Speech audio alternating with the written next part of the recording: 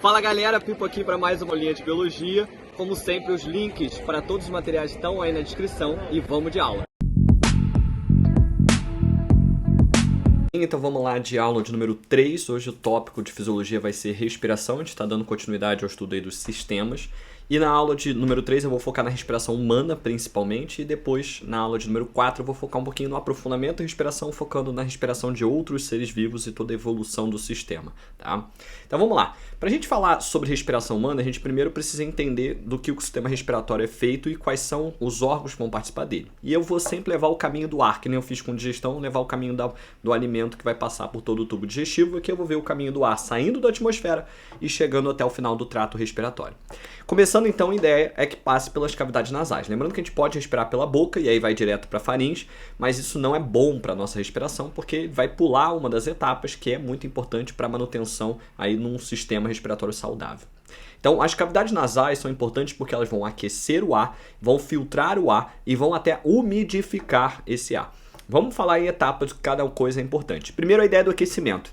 Quando a gente fala em nível Brasil, a temperatura aqui é bem mediana e uma temperatura agradável para o corpo, até porque o corpo está a 37 graus Celsius e geralmente está próximo a isso, ou não está muito distante, né? Um dia frio aqui muitas vezes faz 20 graus, pelo menos aqui no Rio, de onde eu estou gravando. E por isso o aquecimento nem é tão necessário. Mas em países mais frios, quando faz temperaturas negativas, o aquecimento do ar ele salva as células, tá, do epitélio aqui do trato respiratório de uma lesão mais séria por congelamento. Então é importante aí o aquecimento do ar. A gente percebe isso quando a gente está nesses locais frios, porque a gente meio que assopra com a boca e a gente vê saindo uma fumacinha. Isso só vai acontecer se você estiver exalando o ar que você inalou pelo nariz. Se você inalar pela boca, você não vai conseguir fazer esse mesmo efeito porque o ar não vai estar aquecido. Agora, por que umidificar? Também, mais uma vez, para suavizar a passagem do ar pelo trato respiratório, porque esse ar umidificado não vai causar irritação nesse epitélio. E por fim, a filtragem, que é importante para filtrar partículas de poeira que estão no ar. E essa filtragem vai ser feita com o auxílio dos pelos que estão aqui na região do nariz, bem como também no muco que vai ser secretado pelo epitélio nasal e forma o que a gente chama aí de melequinha. E essa meleca ela é importante porque ela vai retendo essas partículas de poeira e não deixa chegar até a região dos pulmões. Beleza, passando pela cavidade nasal, chega na faringe. Faringe que também participava lá do tubo respiratório, do tubo digestório, perdão, e aqui também do tubo respiratório, vai ter a epiglote. Nesse caso, caso seja ar, dependendo aí da densidade, a epiglote vai abrir o caminho da glote, que é a passagem para a laringe, e permite aí que a gente possa respirar tranquilamente. Depois chega então na laringe que é apenas um tubo de passagem de ar, mas que também vai ter ali as pregas vocais, que vão ser basicamente o que a gente chama aí de cordas vocais, que vão ser músculos que podem ser contraídos e relaxados, permitindo a formação da voz que eu estou usando aqui nesse momento. Algumas pessoas dominam melhor o controle dessas pregas vocais, outras pessoas menos. E é por isso que tem gente que tem voz aí que pode cantar músicas bem extremas e tem gente que não tem talento nenhum para cantar, que é o meu caso. Agora, depois da laringe chega a traqueia, um órgão aqui que vocês estão vendo, tá? Aqui branco e azulado. Ele é um órgão bem mais rígido, feito de cartilagens, são vários anéis cartilaginosos, que também é uma passagem de ar, tá? Porém, aqui a gente vai ter uma nova filtragem, feita também com muco, que é produzido aqui por células caliciformes, células em formato de cálice, e vão ter também a presença de cílios, que vão fazer aí a filtragem mais, assim, menorzinha, das partículas menores, a filtragem mais detalhista, tá? Esse batimento ciliar ali vai fazendo com que você tenha a passagem do ar de uma forma constante, mas vai ficar retido qualquer tipo de poeira. Lembrando que o epitélio aqui ele é pseudo-estratificado, ele aparenta ser estratificado, mas no fundo ele é simples, justamente por causa do formato esquisito das células comparado aí a um epitélio simples comum. Depois da traqueia, a gente chega nos brônquios, que vão ser esses tubos aqui que meio que fazem uma bifurcação a partir da traqueia. Os brônquios, eles também são meramente passagem de ar, mas aqui tem um fato interessante que começa nos brônquios e vai também estar afetando os bronquíolos, é que eles têm capacidade de dilatar, aumentar de tamanho, ou de contrair e diminuir de tamanho. É a chamada dilatação e constrição. Isso é muito interessante porque você consegue controlar quanto ar é passado. Então, no momento de tranquilidade, geralmente os brônquios e bronquíolos vão estar menores, e no momento de necessidade, atrelado ao sistema nervoso simpático, a gente vai ter a bronquiodilatação. E aí dilata esses brônquios e tem maior entrada de ar atmosférico, permitindo uma maior oxigenação do corpo, o que é muito, muito interessante. Lembrar que as pessoas que têm asma e bronquite, né, a asma é uma forma de inflamação brônquica, elas vão inflamar essa região dos brônquios e dos bronquíolos e vai acabar atrapalhando a passagem de ar, e por isso que essa pessoa pode experienciar a falta de ar. Em geral tem a ver com alguma alergia, ou seja, é alguma coisa que é tratada como um corpo estranho, que não deveria ser, mas pode ter outras razões aí para algum tipo de bronquite. Os bronquíolos, então, são esses vasos menores, dos quais o brônquio ele vai se, basicamente, ramificando. E essas ramificações vão ficando cada vez menores, e vão chegar até os alvéolos pulmonares. Deixar claro que tanto os bronquíolos quanto os alvéolos eles estão dentro do que a gente chama de pulmão. Veja que eu não botei o pulmão aqui, porque o pulmão é a conjuntura desses dois. Tá? E aí, os alvéolos pulmonares são esses pequenos saquinhos que vocês estão vendo aqui na imagem, que vão estar margeados por capilares sanguíneos. E é ali que a gente vai ter a hematose. Tá? Hematose, que é a troca de gases, ou seja, eu vou passar a receber oxigênio no corpo e liberar do sangue o gás carbônico para que seja eliminado através dos nossos pulmões. Vale dizer que para que isso aconteça, tanto os capilares quanto os alvéolos, eles têm um epitélio pavimentoso simples, o mais fininho possível, para que possa facilitar essa troca gasosa, tá bom? Agora, em volta desses pulmões, vale dizer que a gente vai ter uma estrutura protetora, tá? Mas a proteção aqui também é importante e para isso, muitas vezes, o nosso corpo vai ter células de defesa sempre fazendo aqui a circulação nesse local. Agora, vale dizer que existem doenças que essa parede alveolar pode começar a engrossar, gerando o que a gente chama de uma fibrose, muitas vezes pela lesão dessas células e substituição dessas células por fibra, o que acaba sendo muito ruim, porque a célula tem a capacidade de troca, a fibra não vai ter. E aí com isso você vai perdendo capacidade respiratória, perdendo complacência e você pode ter uma falência respiratória. Tá? Então existem alguns tipos de problema que podem gerar isso, mas geralmente está muito associada à intoxicação por materiais. Então professores no passado tinham problemas por causa do giz, pessoas que trabalham em construção também podem ter problemas, tá, associados a isso por causa da inalação de cimento. Então é muito complicado quando você tem a lesão do seu alvéolo pulmonar. E o cigarro e outras inalações de outras fumaças também pode provocar aqui a lesão desses alvéolos e a formação de fibrose. Tá? Então é por isso que a gente tem que ter sempre muito cuidado com quem está inalando. E verdade seja dita, até o ar atmosférico das grandes cidades já é poluído o suficiente para lesar parte desses alvéolos. Tá? Agora, para proteger a gente, perdão, tá fora de ordem aqui, para proteger a gente, tá, de estruturas externas ao pulmão, a gente tem a pleura. A pleura vai ser uma estrutura que é fibrosa, tá, que protege e envolve o pulmão. Veja ela aqui em azul claro. Ela fica realmente bem grudadinha ao pulmão e por ser fibrosa, ela permite que qualquer tipo de corte não aconteça, pelo menos cortes leves. Então às vezes a gente se lesiona e corta, por exemplo, e pode quebrar, fraturar uma costela, essa costela poderia rasgar e perfurar o pulmão, causando o que a gente chama de pneumotórax. E aí você não consegue fazer a diferença pulmonar e você não consegue respirar.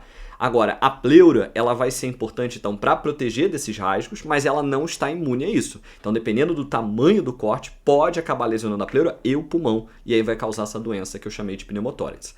Agora, importante também que seja dito que pode haver o chamado derrame pleural, que é quando começa a acumular líquido na pleura, como a gente está vendo nesse lado aqui de cá do pulmão, e isso pode também provocar uma morte por asfixia, porque a pessoa começa a não conseguir fazer, tá, a inalação, a inspiração e a expiração corretamente.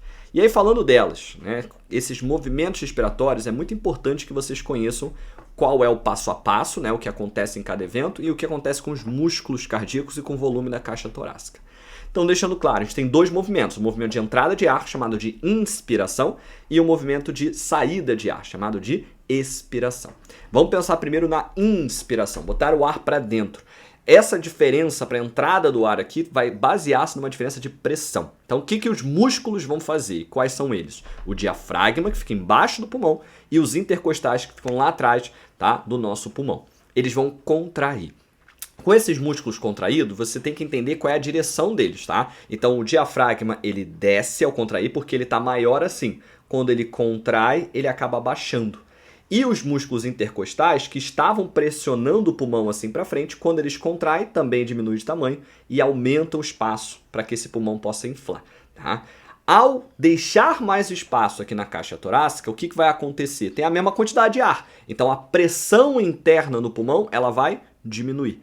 Com uma pressão menor, eu crio um fluxo de entrada, porque o vento, lembrar, ele sempre é um movimento do ar da área de alta pressão para baixa pressão, e aí com isso o ar vai entrar. Então, recapitulando, músculos contraem, que vão aumentar o espaço, aumentar o volume na caixa torácica. Com isso, a pressão diminui e a tendência do ar vai ser de entrada. Agora, a expiração é o processo contrário. Então, o diafragma que estava contraído, ele vai relaxar e ele sobe. O músculo intercostal que estava contraído, ele vai relaxar e ele empurra o pulmão. E com isso, a gente vai ver o volume da caixa torácica, o volume ali na região do pulmão diminuir. E com isso, você começa a pressionar o ar que está ali dentro. E a tendência natural vai ser que com essa pressão aumentada, o ar saia. Repare que tudo depende de uma comparação, então tudo depende da pressão atmosférica. E é por isso que respirar em ambiente de altitude é diferente, porque lá a pressão vai ser menor. E também dificulta a galera que é mergulhadora e vai muito para o fundo, porque à medida que a gente vai indo muito para o fundo do oceano, a pressão externa é muito grande. E aí pode ficar difícil da gente criar um ambiente onde a pressão vai ser mais alta que isso. E a pessoa não consegue jogar fora o ar, tá? Porque ela não consegue criar essa diferença de pressão, o que é muito problemático. Inclusive aquelas máquinas é ótimo, não chega a ser uma máquina, né? Mas aquelas estruturas de mergulho, elas empurram, né, o oxigênio para dentro, forçam mesmo, para quem usa a primeira vez até assusta, justamente por causa dessa diferença de pressão. Já foi feito pensando nisso. Agora, vamos entender o que acontece lá dentro do pulmão para que a gente possa fazer essa troca gasosa. E aqui é um evento bem complicado, tá? Vamos entender passo a passo. Primeiro, no tecido. O que está acontecendo no tecido a partir da ideia de respiração? Porque a gente está trabalhando a ideia de respiração pulmonar, mas isso é permitido a partir da ideia da respiração celular, que é a respiração que acontece dentro das células, que usa o oxigênio para produzir ATP e libera gás carbônico. Então, um tecido ele vai estar sempre usando do oxigênio e liberando gás carbônico. O passo número 1 que eu gosto de começar aqui é a liberação de gás carbônico pelo tecido. Quanto mais ativo o tecido, então a gente pode pensar no músculo fazendo exercício, mais CO2. Quanto menos ativo, menos CO2. Mas sempre vai ter uma produção, porque a célula precisa se manter viva. Esse CO2 é lançado para a corrente sanguínea e lá ele vai se juntar com a água. E ele vai formar o ácido carbônico, o H2CO3. Só que o ácido carbônico ele acaba se dissociando, porque ele está no meio aquoso, que é o plasma. E aí com isso ele forma o bicarbonato, HCl3-, e os íons H+, tornando esse sangue mais ácido. Isso aqui é muito importante. Esse é o efeito chamado de Bohr. Ele torna o sangue levemente mais ácido e isso provoca, tá, na hemoglobina que está aqui associada ao oxigênio, que pegou o oxigênio lá no pulmão, a soltar esse oxigênio. Porque essa acidez reduz a afinidade, tá, da hemoglobina pelo oxigênio e com isso a gente pode ter a liberação do gás oxigênio para os tecidos. Agora, vamos recapitular um ponto importante. O CO2 ele vai embora aqui como? Ele vai embora no bicarbonato. Então, aqui a gente tem que lembrar que a hemoglobina ela transporta gases. A gente fala muito sobre isso e eu vou falar mais detalhes já já. Só que a gente tem que lembrar que a hemoglobina transporta principalmente o oxigênio. A nível de gás carbônico é menos de 3% do total é transportado pela hemoglobina. Então, o bicarbonato aqui, ele vai ser produzido e ele vai ficar aqui no sangue, tá? Porque ele vai ser muito importante para transportar esse gás carbônico para fora, tá, do nosso corpo. Mas, se o gás carbônico não vai acompanhar a hemoglobina, quem é que vai acompanhar a hemoglobina? Eu sempre falo que a hemoglobina é como se fosse aí uma dançarina que sempre precisa de um parceiro, ela é carente. E aí, por isso, se ela libera o oxigênio, porque ela perdeu a afinidade, dado a acidez do sangue na região do tecido, ela precisa se juntar com alguém. E ela vai se juntar com quem está sobrando aqui, que é o íon H+. Então, ela forma uma hemoglobina que a gente chama de protonada. Então, repara que aqui chegamos na hemoglobina carregando oxigênio, que a gente vai chamar de oxihemoglobina. Ela solta o oxigênio devido à acidez provocada aqui na região próxima ao tecido, e a gente forma uma hemoglobina protonada com hidrogênio. E aí esses dois vão embora, tá? Vão circular pelo sangue, a saída do tecido, então vai hemoglobina protonada e vai bicarbonato para que a gente possa fazer essa eliminação. E aí a gente chega na região do alvéolo pulmonar. Lá, o que vai acontecer com essa hemoglobina protonada? Ela vai acabar liberando esse hidrogênio, tá? Por que isso? Porque o que vai acontecer é que aqui eu preciso eliminar o gás carbônico. Então, esse hidrogênio que estava associado à hemoglobina se solta, se desprende, junta-se ao bicarbonato e vai formar água e gás carbônico. Esse gás carbônico é eliminado, mas veja que eu estou tirando a acidez, eu estou tirando o H+. E aí, ao tirar esse H+, o que está acontecendo com o pH do sangue que estava levemente ácido? Ele começa a ficar cada vez mais levemente básico, vai aumentando o pH. E ao aumentar o pH, o que a gente vai observar é que vai haver um aumento na afinidade da hemoglobina com o oxigênio. E aí, com isso, a hemoglobina que ficou livre depois de liberar o hidrogênio, ela pega o oxigênio e volta a ser oxihemoglobina. Então, repara que aqui a gente vai ter o efeito inverso, a gente chama de efeito Haldane, o que é muito curioso, porque o aumento do pH, ou seja, o deixar o pH mais básico, aumenta a afinidade. E com isso a hemoglobina se junta ao oxigênio. E é bom, por quê? A hemoglobina, ela quer se ligar ao oxigênio aqui. Mas lá no tecido, onde o sangue vai ficar mais ácido por causa do excesso de gás carbônico, a gente vai ver o oposto. A gente vai ver a hemoglobina soltando, tá, esse querido oxigênio. E aí a gente pensa aqui na ideia das formas da hemoglobina que a gente pode encontrar. Então a forma mais importante, a oxihemoglobina, é quando o oxigênio se liga ao O2. Repara que é uma ligação que é instável. Essa ligação é boa, instável. Porque eu costumo falar que a hemoglobina, gente, é como se fosse um motorista de ônibus transportando pessoas. O motorista de ônibus, ele não pode ser tão apegado a você, porque senão ele pega você e não solta mais, meio creepy, né? Então a gente precisa que ele não tenha uma relação negativa, mas também não tenha relação tão positiva assim. Ele pegue e solte no momento certo. E aonde que a hemoglobina vai pegar oxigênio? No pulmão, onde ela vai ter uma afinidade maior dado ao meio mais básico. E depois ela solta na região dos tecidos, onde ela tem uma afinidade menor, que é onde o pH vai estar mais ácido. Tá? Agora, ela pode se juntar assim ao gás carbônico, como eu falei, menos 3% do gás carbônico vai assim. Quando está ligado ao gás carbônico, a gente chama de carbohemoglobina, também uma ligação estável, então prende e solta. Mas existe uma ligação da hemoglobina, sem ser a protonada, né, que também é instável, que é estável, que é a ligação com o monóxido de carbono. É um gás que a gente não deveria estar inalando, mas infelizmente a gente inala muitas vezes porque é liberado escapamento de carro, indústria e muito mais. E aí forma a chamada carboxihemoglobina. Ela é problemática, porque a ligação sendo estável significa dizer que uma vez que ela se liga, tá, ao monóxido de carbono, ela não solta mais. E ao não soltar mais, ela vai acabar fazendo com que você não tenha o transporte correto de oxigênio. O curioso é que ela até aumenta a afinidade, tá, pelo oxigênio, mas isso é momentâneo, é mais porque não tem tanta hemoglobina ali. E por isso ela acaba por, muitas vezes, matar o indivíduo, porque ela vai acabar se segurando a várias hemoglobinas, aí eu estou falando do monóxido de carbono, e aí com isso não há hemoglobinas suficientes para fazer o transporte correto de oxigênio e não tem uma oxigenação correta do tecido. Tá? Então é por isso que a gente precisa, tá, sempre tomar muito cuidado com a inalação de monóxido. E vale dizer, tá, que a gente pode muitas vezes ver esse monóxido na nossa sociedade, mas não é nem de perto o gás mais comum da nossa respiração, tá? Então a maioria das pessoas pode ficar tranquilo que em geral você não vai ter uma inalação por monóxido. Ah, e essas que foram ligadas ao monóxido, se for uma quantidade pequena, eu vou ficar para sempre com elas? Não, lembrar que as hemácias são trocadas, né? São basicamente, aí a hemoglobina é reutilizada, mas a hemácia é destruída a cada 120 dias mais ou menos. Então, de 3 em 3 meses, 4 em 4 meses, a gente está renovando todas as nossas hemácias e aí com isso essas hemoglobinas antigas já vão acabar se soltando do monóxido de carbono, tá bom? Agora, vamos ler dois gráficozinhos que eu acho muito importantes, tá? Que é o gráfico de saturação da hemoglobina. Primeiro entender o que significa isso, tá? A ideia é a seguinte, aqui embaixo é a pressão de oxigênio, ou seja, a quantidade de oxigênio que tem naquele ambiente, e aqui, do outro lado, vai ser a saturação da hemoglobina. Quanto mais oxigênio no ambiente, a gente espera o quê? Que a hemoglobina fique saturada, próximo a 100%, é sempre 99,999%, alguma coisa. Agora, quando tem pouco oxigênio no ambiente, a tendência natural é que ela não esteja muito saturada. Ou seja, com pouco oxigênio no ambiente, apenas 20, 30, 40% das hemoglobinas de fato vão estar unidas. Isso tem a ver com a sua afinidade. Agora, aonde que tem pouco oxigênio? É no tecido. Então lá no tecido é bom que essa afinidade seja baixa, porque aí a hemoglobina vai soltar o oxigênio. É isso que eu quero que ela faça.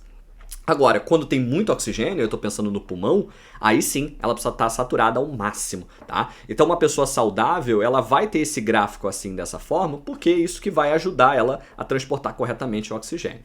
Agora, o pH pode variar nessa afinidade. Repara aqui no caso desse gráfico aqui. Em verde, a gente vê um pH mais básico do que o normal. O sangue, ele é, na verdade, tá mais ou menos entre 7,25 e 7,35.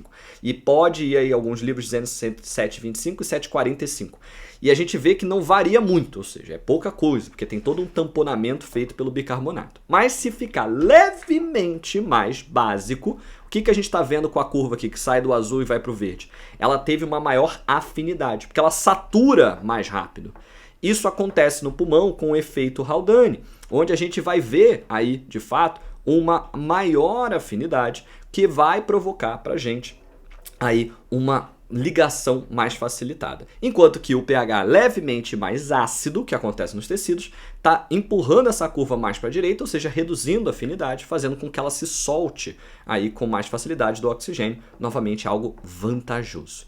E esse gráfico aqui à direita é para comparar a hemoglobina com as outras hemoglobinas do nosso corpo. E aí vamos deixar claro, hemoglobina é uma globina, uma proteína globular que transporta oxigênio, só que hemo vem de sangue. A gente tem duas delas. Uma que a gente produz durante a nossa época fetal, hemoglobina fetal, e outra que a gente produz depois quando a gente nasce, a gente chama de hemoglobina adulta.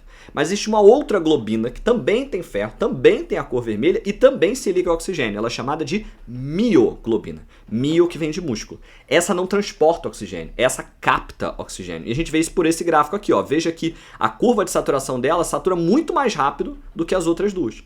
Porque ela não tem como função pegar e soltar. Então, mesmo em pressões muito baixas de oxigênio, que é o caso de um tecido hiperativo, a gente vai ver que ela rapidamente vai saturar, mostrando que essa mioglobina vai ter uma facilidade muito grande de roubar o oxigênio da hemoglobina que está circulando no sangue. Tá? E veja que a hemoglobina adulta ela está aqui mais à direita, é a que menos tem afinidade. Por que também? Porque a hemoglobina do feto ela precisa roubar o oxigênio da hemoglobina do adulto. Porque o bebê não respira ali dentro da barriga da mãe. Quem vai respirar pelo bebê é a mãe. E fica circulando esse oxigênio também para esse bebê. E aí, por isso, lá na placenta, a hemoglobina fetal tem que ter a capacidade de roubar o oxigênio da hemoglobina adulta. E por isso que ela vai ter uma afinidade maior. Lembrando, isso tudo estratégico, tá, gente? Porque a hemoglobina, ela tem uma afinidade ok com o oxigênio. Mas é ok no sentido que ela pega na região do pulmão, porque lá a afinidade vai ser alta, e ela solta na região do tecido, que é o objetivo dela ao transportar o oxigênio, tá? Agora, como é que vai funcionar a respiração se a gente tiver, por exemplo, falta de oxigênio? O que acontece? Para começo de conversa, a regulação da respiração não tem nada a ver com oxigênio. Isso é uma quebra que eu gosto de fazer logo de cara. A respiração ela é regulada pelo gás carbônico e é por isso que muitas vezes mergulhadores podem ter problemas, porque morre asfixiado, mas não tem a urgência de respirar. Mas eu vou chegar nesse ponto. A gente tem que entender que quem regula a velocidade com que a gente respira, o que a gente chama de regulação da ventilação pulmonar, ou seja, quão rápido eu inspiro e expiro, é o bulbo. O bulbo, aqui chamado de raquidiano, ele fica na beiradinha ali do encéfalo, quase grudado à região da medula raquidiana, né, que é a nossa medula espinhal, e por isso esse nome, e ele vai detectar alterações no pH. E essas alterações no pH podem fazer a pessoa respirar mais rápido ou mais devagar. Como é que funciona isso? Tudo depende, tá, da quantidade de CO2. Quando há muito CO2 no corpo da pessoa, principalmente está falando aí no tecido, mas a nível sistêmico, eu estou deixando claro, a gente vai ver que esse excesso de CO2 vai deslocar essa reação para a direita. Veja que é uma reação, tá, gente, de equilíbrio. Ela vai e volta. Mas caso tenha muito CO2, ela vai tender muito mais para a direita e a gente vai ver um aumento na produção de ácido carbônico e nos íons H+, deixando o sangue mais ácido. Essa acidez é percebida pelo bulbo e a resposta do bulbo é estimular o aumento da frequência respiratória. E a pessoa começa a respirar mais rápido, tá? Agora, quando que a gente vê isso acontecendo? Situações drásticas, como prender a respiração, a pessoa está se afogando e pode chegar num nível, infelizmente a pessoa quando se afoga ela morre muitas vezes porque ela é forçada a respirar, porque o excesso da acidez faz com que o corpo obrigue o indivíduo a respirar. Mas às vezes ele está debaixo d'água e não tem ar para respirar, tá? Agora, na vida real, no dia a dia, a gente também tem essa acidez acontecendo, que é quando faz exercício. Quando você começa a fazer exercício, você está entrando num outro modo, onde você está liberando muito mais CO2, mas a sua respiração não está acostumada ainda com essa situação. E aí você aumenta CO2, aumenta a acidez do sangue, ou seja, reduz o pH do sangue, e o corpo, a partir do bulbo, vai mostrar esse estímulo de aumentar a frequência respiratória, e você fica ofegante. Isso, durante o exercício, você não percebe, porque você fica numa respiração que está adequada à quantidade de exercício. Mas quando você para de fazer exercício, você percebe que por um tempo você ainda está ofegante. Só que se você parou de fazer o exercício, o que vai acontecer com a quantidade de CO2 produzido pelo tecido? Vai diminuir, porque ele está menos ativo. E aí a quantidade de CO2 começa a cair, e aí em vez da reação ir para lá, ela agora vai para o outro lado. E a gente começa a ter o deslocamento aqui para a esquerda, onde a gente vai começar a observar cada vez mais uma diminuição nos íons H+. Isso deixa o pH mais básico, mais alcalino, aumenta o pH.